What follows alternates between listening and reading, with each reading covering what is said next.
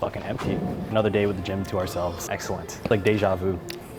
I have an arm day today, hitting 2 biceps, 2 triceps, bit of shoulders, and some close grip bench and weighted dips. That's basically the structure of my arm day. Anytime I have an arm day, the majority of natties don't have really impressive arms, unless you train arms directly, unless you're, one of the exceptions and you have the genetics for it.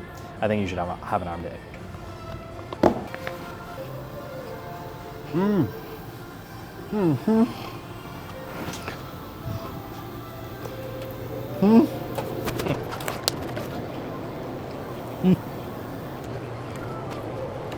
Bro, it's Africa out here. We don't have water. That was bad. Look at this shit. Smaller than my dick. Oh, fuck. What did I just do? I'm too strong. I'm too strong. What happens when you train arms, guys? You just break everything that you touch. So, yeah, follow my tips. Anyway, we're gonna pretend that didn't happen just now. Who did that? Was that? I think it was you. Nah, it was that guy. Good as new. Good as new. We got some non-stim. I would say if you're gonna take pre-workout, make sure it's non-stim, because caffeine at like 7 p.m. is not it. You're not gonna sleep, and sleep is like where you recover, so it doesn't make sense to take caffeine at night. Even if you can fall asleep from taking a stimulant-based pre-workout and you're able to sleep throughout the whole night, technically you're not getting as good of quality as, your sleep quality is much lower if you have caffeine in your system, and it takes around 12 hours, I think. The half-life of caffeine is 12 hours, so if you take 1 scoop, 300 milligrams of caffeine a night, you still fall asleep at 12. It's not till the afternoon the next day that that's half left to your system. I don't think I've ever really been dependent on caffeine. I think that's one thing that I haven't really related to as a typical gym rat, just being a stimulant junkie, and I'm glad, because at some point, 100 milligrams of caffeine, you feel nothing from taking that, and you'll just have to take more and more, and it's kind of like trend. You just keep upping the dose and feel the exact same, and it doesn't matter how much you take. There's 1 heaping scoop of non-stimulant pre. Putting my phone on silent because I don't want to be interrupted in my arm day. We're gonna start with close grip bench. Let's go with this bench here because it looks like it's already set up pretty much. And we have a few choices for benches here, you'll see. I generally like this Rogue one because it's nice and wide. And the wider the benches, the more support you have for your shoulders. And it's healthier and better for your shoulders to use a wider bench. So if your gym has like a really narrow bench, just be careful. It's less support on your back and your shoulders. And that's a lot more rotator cuff risk, basically. When you're pressing, it's gonna put a lot more strain on your rotator cuff. So pick the widest bench that you can for your press. Today we're just doing close grip, not too heavy, so I'm just gonna pick one of these ones. Doesn't have to be that fancy Rogue one. Also, ideally, right, you wanna bench in a rack if you can. Because if you have a spotter, you don't need to do this, but if you don't wanna die, right? You can't have big arms and be dead. What's the point of having big arms if you're dead? Tell me. Let's do the bar first, just get some blood flow, and then I'm quickly gonna jump into a plate and then my working weight. All right, let's put some weight on. So week 2 of the program, close grip bench, 205 for 2 sets of 6.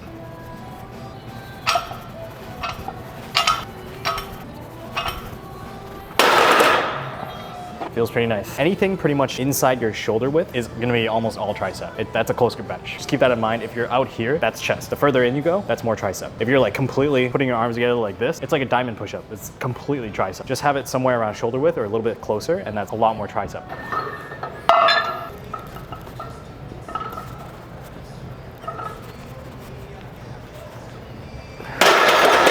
You know what I realized too? What? When I was younger, I thought pump covers were just to look cool, but it actually has practical use. Not only does it look cool and hide your body dysmorphia, but it keeps your joints warm, especially in the wintertime like now. If you have a pump cover and you warm up with it and you do your first few exercises with it, you actually get better blood flow just because you're warmer. I wouldn't recommend resting less than 2.5 minutes. If it feels that easy where you barely need to rest, maybe you need a little bit more weight. But usually, yeah, 3 minutes, even up to 5 minutes is best, because usually if you feel ready cardiovascularly, you're not out of breath or anything, your muscle still needs a little bit more time to be at full strength, full capacity, for you to get the most out of a set. Easy peasy, lemon squeezy. There are people you'll see that'll go, that's too much. That's when you're using momentum, all momentum really, and that increases your risk of injury way more if you lift like that. I'm probably gonna try 3 plate dips today. If I can't get 3 plate dips, I'm gonna go up and I'm gonna do 4 plate dips because we're not a bitch. We'll do biceps next and then shoulders, because you use a little bit of front delt on the bench. So if you do biceps and then you do shoulders after, you're gonna be a little bit more fresh, I guess. We'll do Bayesian curls because those have been good lately.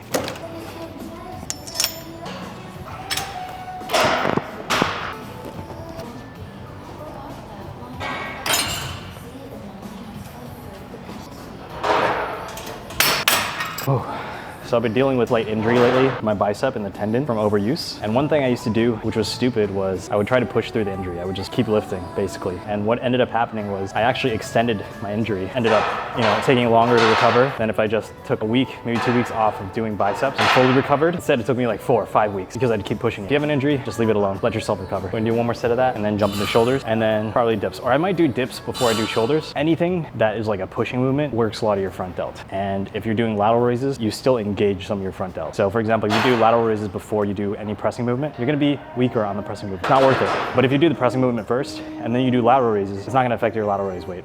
I don't know why it works that way. It just does. Trust me guys, I work out. It's been 10 years. Believe me, I'm not just making this up. I actually think potatoes are super overrated. People always talk about how potatoes are the most satiating, the best carb, lowest glycemic index, or highest. I don't know how it works. Anyway, it just takes longer to digest. It's supposed to be a better carb, but I don't know, man. I think rice is better.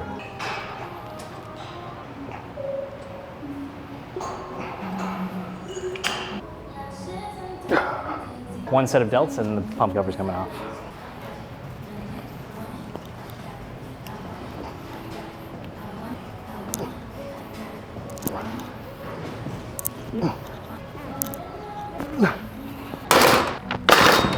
All right, here we go. We are small. I think I'm gonna look a little small until the tricep is fully pumped. Right now, all we have is blood in the biceps and a little bit in the delts. The tricep is like 2/3 of the arm. So if you want bigger arms, it's all the tricep. The only people with big arms are people that have huge triceps. The biceps don't matter that much.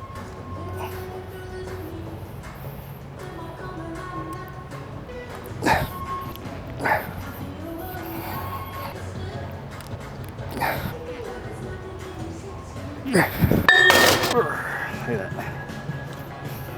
You gotta be careful with dips because it's very easy to injure your shoulder if you go just a little bit too deep. So if you're not familiar with this movement, I would say take your time, warm up, especially if you're doing weighted dips.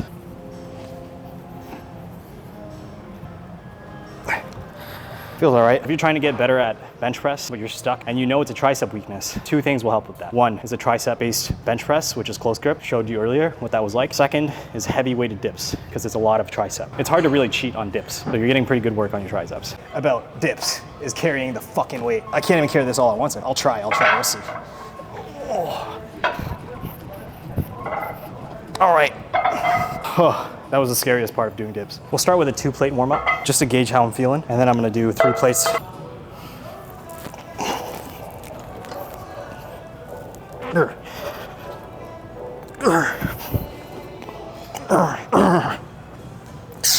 I'm not doing 3 plates today. That felt heavy for no reason, so we're gonna stick with 2 plates, probably go for 8 the next set. So that first set felt pretty good. I noticed I'm finally not as bloated as I was a couple of weeks ago because I was eating just everything in sight. And that's what happens if you diet for a long time, your appetite will start going up. Your body isn't meant to be in like a starved state. If you've been on a cut, you're noticing you're getting crazy cravings. It's hard to control your hunger, and every time you eat, no matter what you eat, and how much you eat, you still crave things and you feel hungry. That's a big sign that you really might have pushed your deficit too far or for too long, or dieted too aggressively. That's a huge symptom of that. And if you continue down that path, you're gonna end up with possibly an eating disorder, so I'd be careful. So I know I said I wasn't gonna do 3 plates, but we're gonna do it just because I'm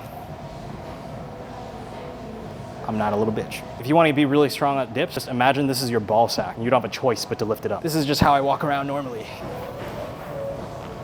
Ooh.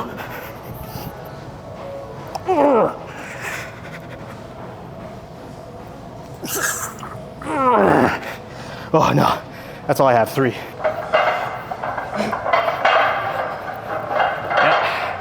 Don't mind me, this is just my ball sack, guys. We got one more bicep movement. I'm not gonna go too heavy. I just wanna feel a contraction. It's not about how much weight you use. It's not always about how much weight you use. Yes, you have to get stronger to make gains. To get bigger, you have to get stronger, but you don't have to use a ridiculous amount of weight on biceps, especially. You look at CBum, watch some of your favorite YouTubers out there. We don't use a ton of weight, man. 30s with good form, good blood flow, good technique, great contraction, and you'll get gains out of it. And you won't tear your shit.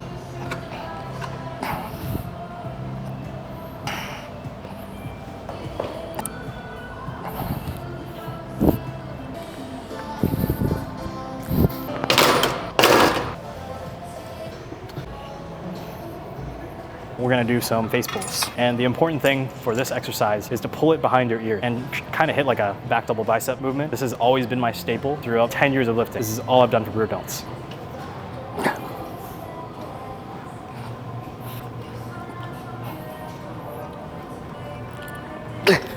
So I really emphasize that squeeze up there. It's all about that external rotation, and that's the point of this movement. And now look at the Rudel, guys. Come on. Who has these? Who has these? Yeah, like I wonder why they swings and, set it up like this though, you know? Oh, like one lower than the other? Yeah, one's lower than the other. This guy has like one arm that's shorter than the other. Or he's doing some new next level calisthenics shit that we've never seen before. He's doing pull-ups like this.